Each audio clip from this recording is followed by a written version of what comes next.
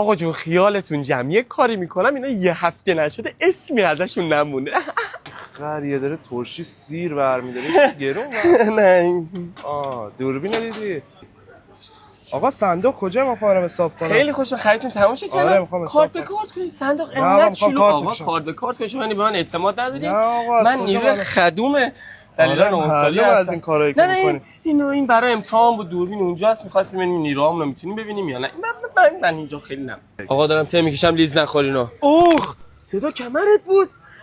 بیا برو اعتراض کن، بگو این اصلا مشتری مدار نیست. نمیدونی بعد 10 سال کمرم قلنجه شکست شد دیگه. برو آقا اعتراض کن. مرسی دلیلان، از این همه کیفیت، از این همه خوبی، طب سنتی. اوه چقدر خوبه بابا. این چه وضعشه؟ بالاخرش آقا معترضی دیگه، بیا زنگ بزن. آقا چقدر ترش بود ماسته. کاری کلا گلوت پایین توش مونه بود. نه آقا زنگ بزن دیگه، منم برم از اینجا راحت.